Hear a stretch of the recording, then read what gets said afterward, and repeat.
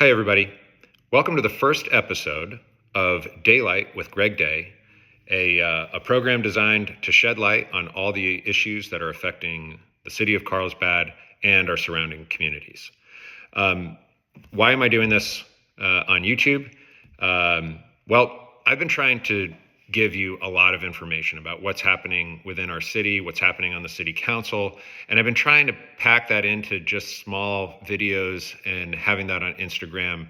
And I really don't feel like that's doing it justice. And so, giving this a shot, seeing where this goes, I'm planning on making a lot more videos, and this being the first baby step in what comes next. So stay tuned.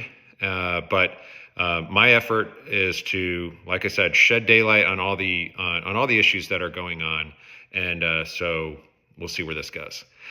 So the first topic is going to be a review of the City Council meeting that took place on the 19th of November, 2024. The first issue that I'll hit was the salary increase for the city's city manager.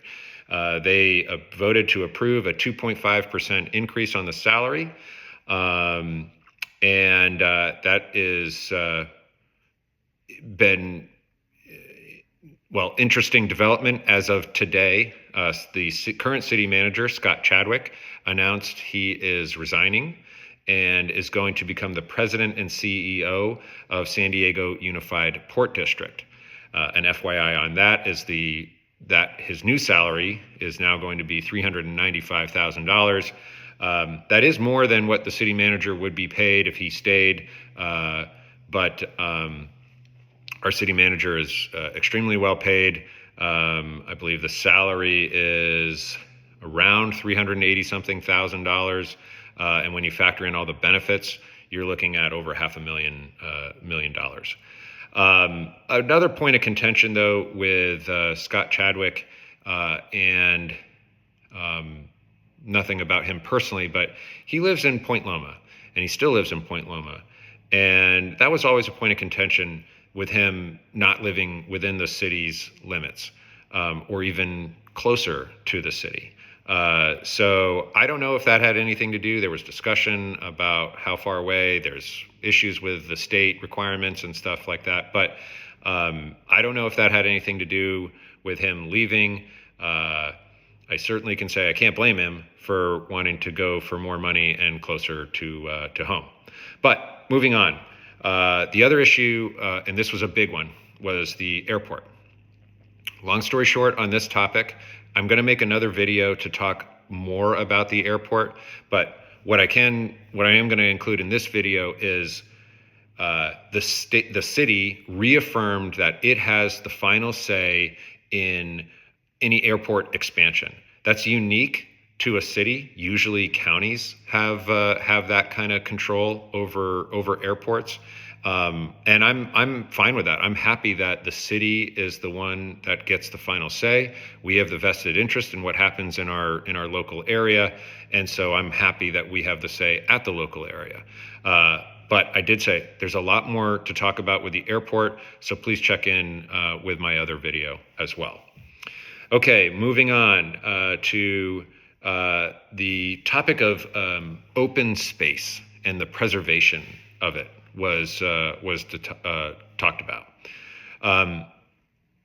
The city of Carlsbad prides itself on protecting 40% of the land as not open for development.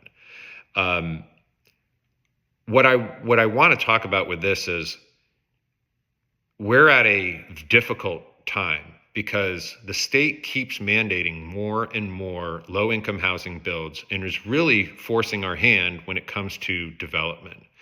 And if we want to be able to preserve open space, that's going to be influenced by the mandates that are given, that are put on us by the state. I've said this before, I'm going to say it again right now, and you're definitely going to hear this again from me in the future. We have to fight the state mandates about how we develop our cities. Otherwise, your desire to have open spaces is going to be irrelevant. So we've really got to wake up to this fact, because otherwise the only way to meet low-income housing builds and preserve open space is to build upwards. So say hello to skyscrapers. Okay.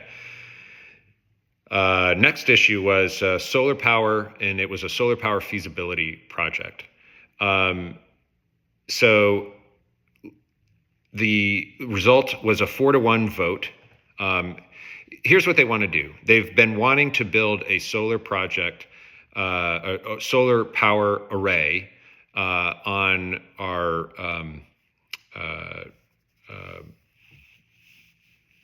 in an area north of the training center, really by the corner of where Oceanside, Vista, and Carlsbad are all intersecting.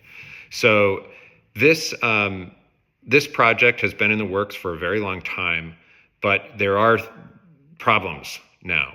And the county has gotten involved in terms of setting requirements for how developments like this proceed, the rules, the regulations, and all that. The argument was, well, one of the arguments was, why are we moving forward with feasibility projects when all of that could be a moot point? This could be pushed beyond, the zone is in a fire zone, and you're talking about having battery storage facilities, which, oh, by the way, are catching on fire. And that's a huge problem that isn't being talked about very much, but is being thought about at the county level, and that's one of the safety requirements. I would also add that we are, with the upcoming change in presidential administrations, there could be a lot of rules that go into place with power and environmental regulations. And when batteries are catching on fire, this could be, there could be big changes even at the federal level. When you're talking about renewable energy, especially with solar power, it requires a lot of land because you've got to build where the solar arrays are going to go. That's usually done further out away from the cities. That then requires a bigger infrastructure to ship the power in and transfer the power with big power lines and all that stuff. So them trying to build a array closer makes sense, but because of the requirement for a constant flow of energy into a power grid, and the sun doesn't shine at night, you need big battery storage facilities. And that is a huge problem about what's going on with them. They are catching on fire. They're the only power, we've never had anything like this before. We've never had to store power like this before. So it's a new problem. It's extremely toxic. And when these lithium-ion batteries are catching on fire and burning, and when you put them in a fire zone, you are increasing the potential for forest fires. So this is all being driven by the demand, the power demand for the grid, and that is getting bigger and bigger and bigger. The amount of EVs that are on the road is climbing. Pushing to all electric building codes for both residential and commercial. And another thing that we don't even talk about very much is AI. That level of technology requires massive processing, and that is a huge power. You're creating big servers and all that stuff. They take a lot of power. And then water. Desalination projects are going to be something that's going to be more involved in our future, and that requires a whole lot of power.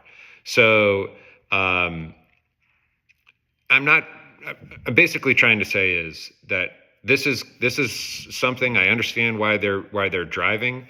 I think that there's this obsession and one way focus of thought on wind and solar. But our power is only continuing to rise. Make no mistake, anybody who says it's cheaper is not factoring in subsidies. I guarantee you that. Subsidies, which are essentially your tax dollars, are what are acting like they're competitive costs. If you really want to bring power down, and if you really want to solve our need for power, we've really got to open up the discussion again about going nuclear.